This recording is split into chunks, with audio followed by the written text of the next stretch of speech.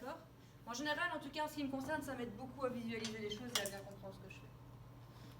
Peut-être que vous trouverez d'autres trucs, mais en tout cas, n'hésitez pas à essayer de trouver des petits trucs qui vous aideront à vous assurer que vous comprenez bien ce qui se passe. Et donc, effectivement, là, j'observe bien que déjà, je m'attends à ce qu'il y ait un effet linéaire.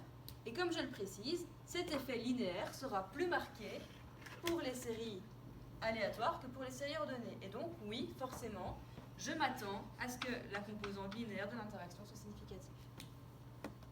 D'accord? Ça va toujours pour tout le monde? Alors, je vais avoir un effet qui se rapporte à une hypothèse unie ou bilatérale? Unie. Pourquoi unie? Parce que lui, ça va dans un seul sens. Qu'est-ce qui va dans un seul sens? La même différence. Le fait que ça soit... Alors, c'est pas ça qui m'amène à comprendre que c'est unilatéral. Alors, en fait, ici, il faut bien comprendre que ce que j'étudie, puisque je m'intéresse à l'interaction, c'est pas le sens de l'effet linéaire. Ce qui m'intéresse, c'est est-ce que l'effet est de même amplitude pour toutes les modalités de l'autre facteur. Ok? Si j'avais dit dans l'énoncé, je pense qu'en fonction du temps de présentation, la différence entre les séries aléatoires et ordonnées ne sera pas de même amplitude, mais sans savoir si ça allait s'atténuer ou au contraire s'accentuer, j'aurais été en bilatéral. Mais ici, dans cet énoncé, je précise très clairement que je m'attends que la différence s'estompe. Donc je précise dans quel sens va varier la différence. Ok? Et c'est cet élément-là qui m'amène à comprendre que je suis en unilatéral. Ça va? Ce que vous m'avez décrit, ça se rapporte à l'effet principal linéaire du temps, et pas à l'effet d'interaction. Je vous avais dit que c'était le plus compliqué. Et ça va, vous avez compris? D'accord. Et donc C5, vous savez qu'on doit faire C1 fois C3. Ça me donne donc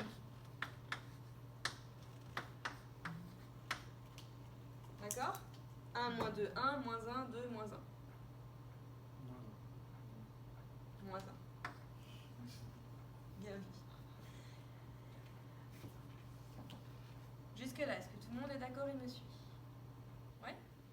Donc de nouveau, on a un code du style moins 1, 2, moins 1. On a vu tout à l'heure que ça traduisait bien un effet quadratique.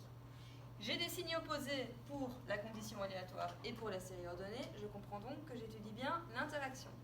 Je suis donc en train de poser un code qui me sert à étudier la composante quadratique de l'interaction. Est-ce que dans l'énoncé, je sous-entends quelque part qu'une certaine différence entre 20 secondes d'un côté, 10 secondes et 30 secondes de l'autre côté, ne serait pas la même suivant que les séries soient aléatoires ou ordonnées? Absolument pas. Et donc, comme tout à l'heure, dans la mesure où l'effet d'interaction se rapporte à la composante linéaire, c'est-à-dire que mon hypothèse est qu'il y a une composante linéaire de l'interaction, je m'attendrai nécessairement à ce que tous les autres contrastes qui se rapportent à l'interaction soient non significatifs et m'amènent à ne pas rejeter l'hypothèse. Unie ou bilatérale? Bilatérale, comme à chaque fois que j'espère ne pas rejeter l'hypothèse. Et voilà qui conclut enfin le tableau de décomposition de la variance. Composante quadratique De l'interaction.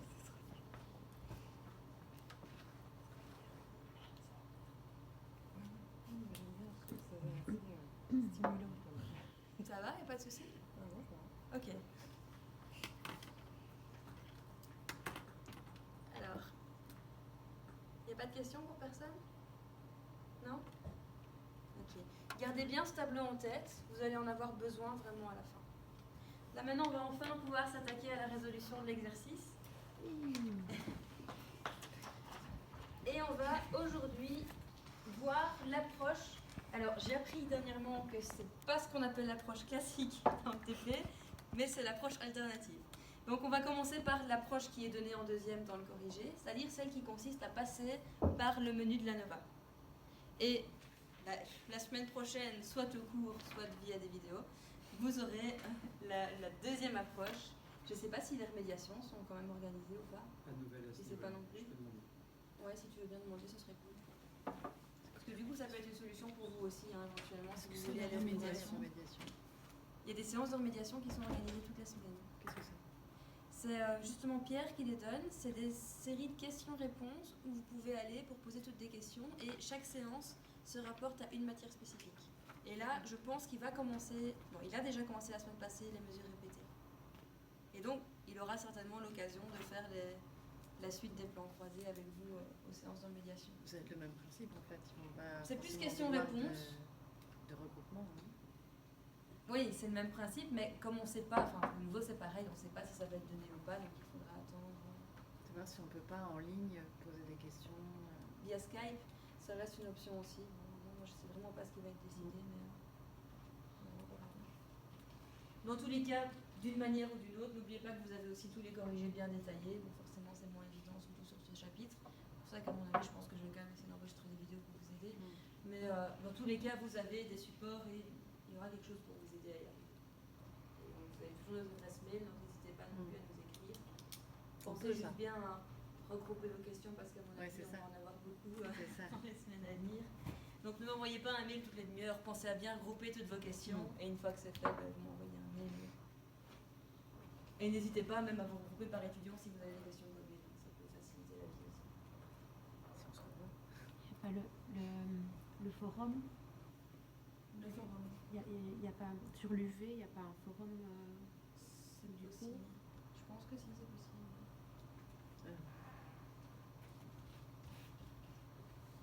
Bon, enfin, on verra tout ça plus tard. On va maintenant commencer. Vous savez que, comme toujours, on va respecter les étapes habituelles. Hein. Donc, on a d'abord choisi le bon test.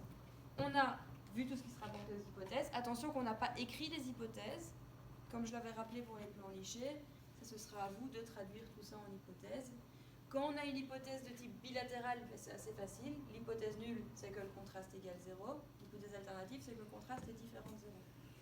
Quand au contraire, on a une hypothèse de type unilatéral, ben là, il faut se poser la question, est-ce que je m'attends à ce que mon contraste soit plus grand ou plus petit que 0? Ça implique de faire des transformations d'équations. Je crois, si je dis pas de bêtises, que c'est expliqué quelque part dans mes slides. Donc parcourez bien tous mes slides. De toute façon, c'est expliqué quelque part dans le cours ou dans mes slides. Vous trouverez un mot là-dessus. Donc revoyez bien ça. Si c'est pas clair, revenez vers moi. Mais ça, je n'ai pas malheureusement le temps de commencer à détailler tout ça. Donc plus que si jamais vous ne trouvez pas l'information dans le cours de cette année, TP licence 12 de BA2, là on l'avait vraiment fait très en détail. N'hésitez pas à retourner voir dans ce chapitre-là, ça pourra vous aider. On avait vraiment fait ligne par ligne en faisant chaque étape de la transformation, pas à pas. Ok, donc on a choisi le bon test, on a vu tout ce qui était nécessaire pour la validation des hypothèses, je vais le traduire en hypothèse justement. L'étape suivante, c'est toujours la vérification des conditions d'application. Vous savez qu'on ne peut pas faire une ANOVA n'importe quand, il y a certaines conditions à vérifier. Peu importe qu'on soit en a priori, peu importe qu'on soit en intrasujet ou en intersujet, il y a une condition qui revient systématiquement quand on étudie une ANOVA, c'est la normalité de la VD au sein de chaque groupe. Pourquoi? Parce qu'on étudie des moyennes et qu'une moyenne n'est correctement décrite, ne décrit bien en fait qu'une distribution de type normal. C'est dans ce cas-là que l'ANOVA va donner des résultats optimaux tant en termes de erreurs de type 1 que d'erreurs de type 2, pour faire le lien un peu avec le cours théorique. Donc ça, systématiquement, vous allez devoir commencer par vérifier la normalité de la VD au sein de chaque groupe. D'ailleurs, je vous propose qu'on le fasse tout de suite, parce que ça se présente un tout petit peu différemment de ce dont vous avez l'habitude. D'habitude, quand on vérifie la normalité de la VD au sein de chaque groupe, on fait un split file, et ensuite, on fait un one sample KS. Eh bien, ici, il n'y a pas besoin de faire de split file. Est-ce que vous savez pourquoi? C'est déjà divisé. Exactement. C'est déjà subdivisé en autant de colonnes qu'il y a de modalités. Donc, une colonne ne représente plus toute la VD, mais seulement les scores d'une seule condition. Et donc, pour cette raison, vous pouvez directement aller dans le menu du one sample KS et faire passer les 6 modalités dans le menu. Voilà ce que vous devez obtenir. Heureusement que tu es là. Hein. Tu as l'information sur l'hermédiation? Pas encore, c'est pas clair. Donc les 2 prochaines sont annulées. D'accord. Par contre, on essaie de trouver des solutions pour que l'aide soit quand même disponible. Je ne sais pas si via Skype, forum ou autre chose, ou si Ah oui, trouver une peut-être solution. une On vidéoconférence. décale après le shutdown. C'est possible pour l'examen? Ça va pas tomber trop tard? On ne sait pas pour le moment.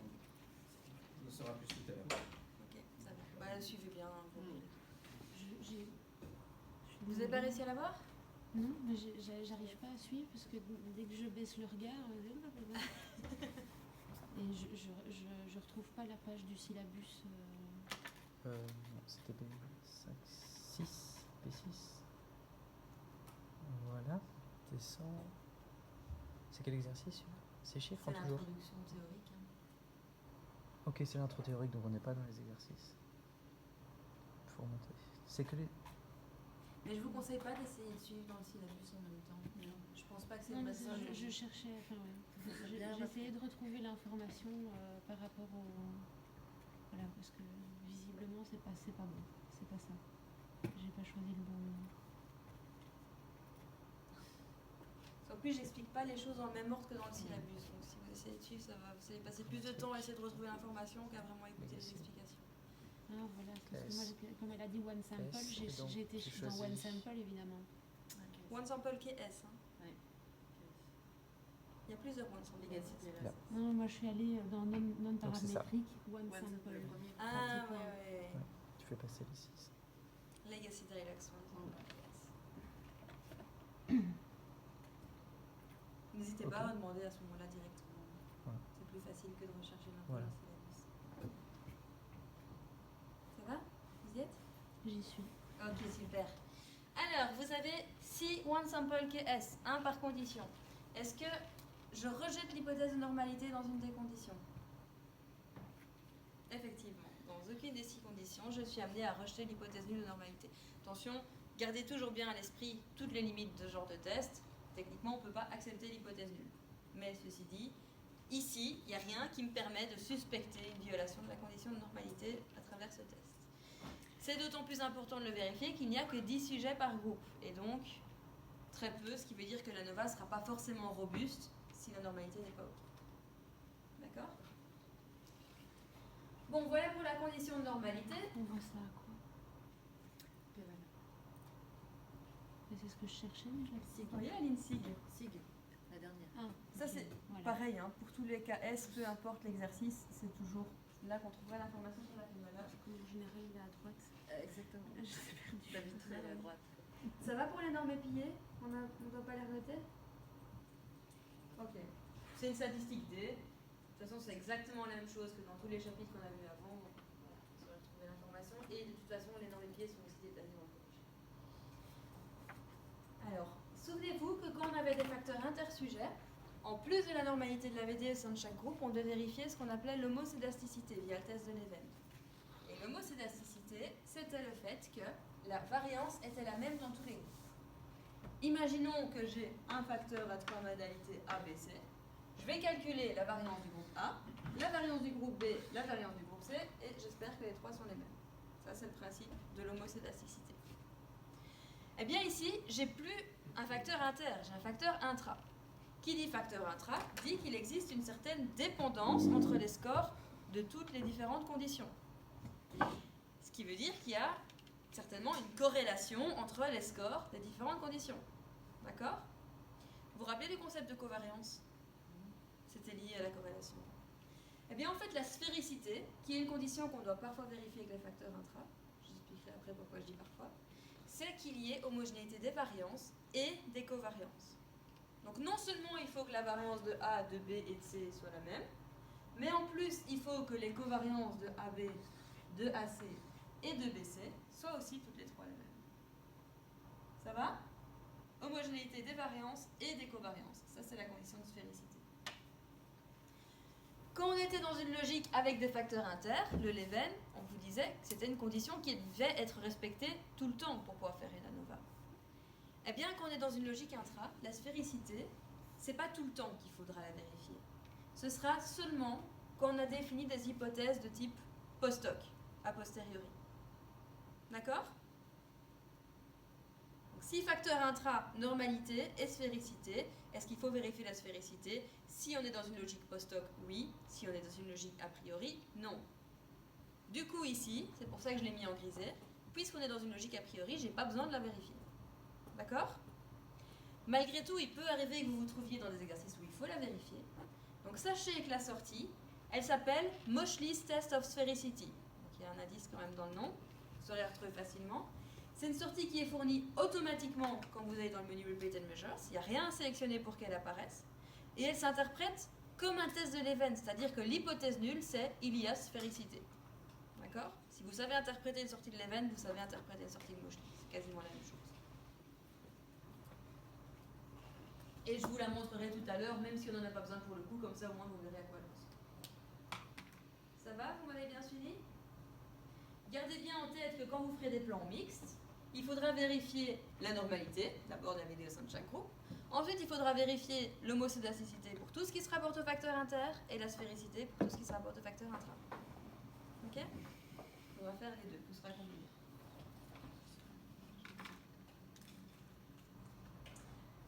Alors, je vous ai dit qu'on allait d'abord s'intéresser à l'approche procédure via le menu général linéaire modèle. Et c'est ce que je vais vous demander d'ouvrir maintenant. GLM, Repeated Measures. C'est le menu qu'on a vu tout à l'heure. C'est le même. Ah, je suis pas dans le bon fichier par contre. J'ai pris le fichier. Ah si. Fermez l'autre parce que j'ai pas envie de m'embrouiller. Voilà. GLM, Repeated Measures. Est-ce que tout le monde a trouvé le menu? Oui, ça va? D'accord. Vous voyez qu'on retombe sur le même menu que tout à l'heure. On va devoir, dans un premier temps, définir un nom et le nombre de modalités de chacun des facteurs intra. Ça va? Il y a combien de facteurs intra ici? Ça, c'est les modalités, c'est le nombre de conditions. 2. Le type et le temps. C'est tous les deux des facteurs intra.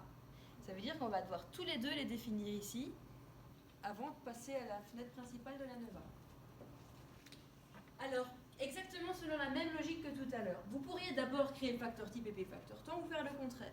Techniquement, mathématiquement parlant, ça ne change rien. Mais pour se faciliter la vie, pour que dans la sortie des contrastes, les effets apparaissent dans le même ordre que dans votre tableau ici, vous avez intérêt à respecter le même ordre de présentation que la base de données. C'est-à-dire qu'on va d'abord définir le facteur type et ensuite le facteur temps. Donc si vous faites le contraire, c'est pas grave, sauf qu'il ne faudra pas se tromper de ligne pour interpréter la validation des différentes hypothèses. On fait comme tantôt, je vous laisse définir le nom, je vais mettre type. Combien de modalités au facteur type? 2, très bien. Vous cliquez sur Add et avant d'aller dans Définir, vous allez définir le deuxième facteur qui est le facteur temps. Qui a combien de modalités? 3. Exactement. Voilà à quoi doit ressembler donc votre menu avant d'enfin pouvoir cliquer sur Define.